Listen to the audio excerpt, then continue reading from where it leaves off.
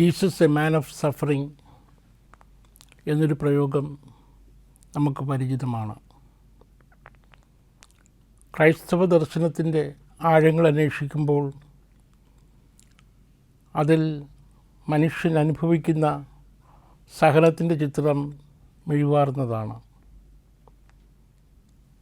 സഹനം അതിൽ തന്നെ ഒരു പുണ്യമാകണമെന്നില്ല. നീതിക്ക് വേണ്ടി നിലപാടുകൾ എടുക്കുമ്പോൾ ഒരു മനുഷ്യൻ നൽകേണ്ട വേദനയും ത്യാഗവുമാണ് സഹനത്തിൻ്റെ പശ്ചാത്തലം. ആനുകാലിക സംഭവങ്ങളിൽ നിന്ന് യേശുവിൻ്റെ സഹനത്തിൻ്റെ കഥ തിരിച്ചറിയാൻ ശ്രമിക്കുമ്പോൾ എൻ്റെ മനസ്സിൽ തെളിഞ്ഞു വരുന്നത് സിസ്റ്റർ റാണിയമ്മരിയുടെ ചിത്രമാണ്.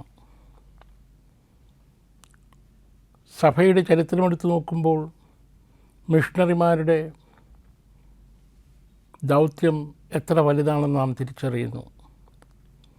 പ്രത്യേകിച്ച് കേരളത്തിൽ നിന്ന് പോയ നമ്മുടെ വൈദികരും സമർപ്പിതരും ഉത്തരേന്ത്യൻ സംസ്ഥാനങ്ങളിൽ ചെയ്ത മിഷണറി പ്രവർത്തനം ശ്രദ്ധേയമായിരുന്നു എന്ന് നമുക്കറിയാം.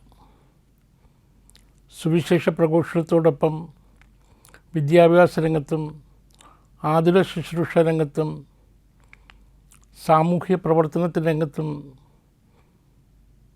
നമ്മുടെ വൈദികരും സമർപ്പിതരും ചെയ്ത സേവനം പൊതു ചരിത്രത്തിൻ്റെ ഭാഗം കൂടിയാണ്. ഈ മിഷണറി പാരമ്പര്യത്തിൻ്റെ ഭാഗമായിട്ടാണ് സിസ്റ്റർ റാണിമരിയെയും മധ്യപ്രദേശത്തിലെ ഇൻഡോർ എന്ന പ്രദേശത്ത് ഒരു കുഗ്രാമത്തിൽ പ്രവർത്തനം ആരംഭിക്കുന്നത്. സാധാരണ മിഷണറിമാരിൽ നിന്ന് വ്യത്യസ്തമായി ഈ സമർപ്പിത തിരിച്ചറിഞ്ഞത് അവിടെയുള്ള ദളിതരുടെയും ആദിവാസികളുടെയും ജീവിത സാഹചര്യമാണ്. അവർ വല്ലാണ്ട് ചൂഷിതരാണെന്ന് തിരിച്ചറിയുന്നു.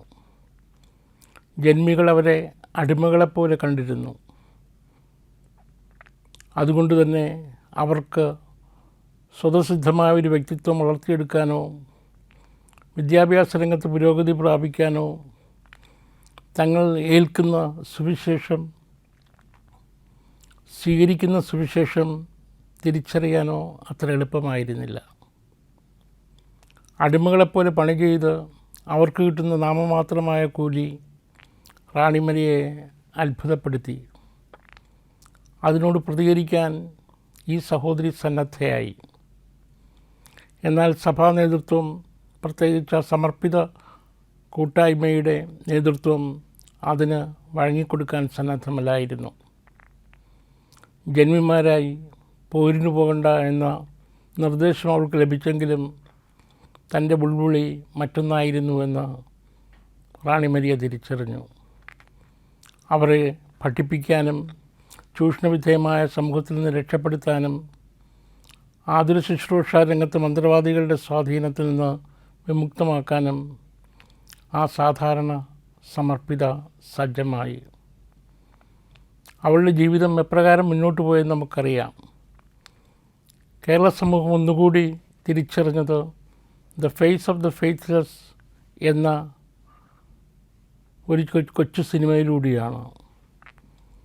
ആ സിനിമ ശബ്ദമില്ലാത്തവരുടെ ശബ്ദമായി മാറുന്ന, മുഖമില്ലാത്തവരുടെ മുഖമായി മാറുന്ന റാണിമരിയെ പൊതുസമൂഹത്തിന് സമർപ്പിച്ചു. അവൾ ക്രൂരമായി വധിക്കപ്പെട്ട കഥയും നമുക്ക് പരിചിതമാണ്. ഇവിടെ നമ്മെ ആകർഷിക്കുന്ന ഒരേ ഒരു ചിന്ത ഇത് തന്നെയാണ്. സഹനത്തിൻ്റെ മാർഗത്തിലൂടെ അവൾ ചരിച്ചു. ജീവൻ കൊടുക്കാൻ പോലും സന്നദ്ധയായി. സന്യസ്ത സമൂഹം അവസാനം അവളെ തിരിച്ചറിഞ്ഞു. ഇന്ന് അവൾ വാഴ്ത്തപ്പെട്ടവളായി വിശുദ്ധിയുടെ അടയാളമായി മാറിയിരിക്കുകയാണ്. സഹനം ആകസ്മികമായി സംഭവിക്കുന്നതല്ല, ബോധപൂർവം എടുക്കുന്ന ഒരു തീരുമാനമാണെന്നുള്ള തിരിച്ചറിവ്, നീതിക്ക് വേണ്ടി നിലപാടുകൾ എടുക്കുമ്പോൾ, നന്മയ്ക്ക് വേണ്ടി പക്ഷം ചേരുമ്പോൾ, ദരിദ്രർക്ക് വേണ്ടി സുവിശേഷം വിളമ്പുമ്പോൾ, ഈ വിളമ്പൽ നമ്മെ കൊണ്ടെത്തിക്കുന്നത് സഹനത്തിൻ്റെ തീവ്രമായ ചിന്തകളിലേക്കാണ്. യേശുവിൻ്റെ സഹനത്തെ ഈ പശ്ചാത്തലത്തിൽ തിരിച്ചറിയാനും മനസ്സിലാക്കാനും ഈ നൊയമ്പ് കാലം നമുക്ക് പരിശ്രമിക്കാം.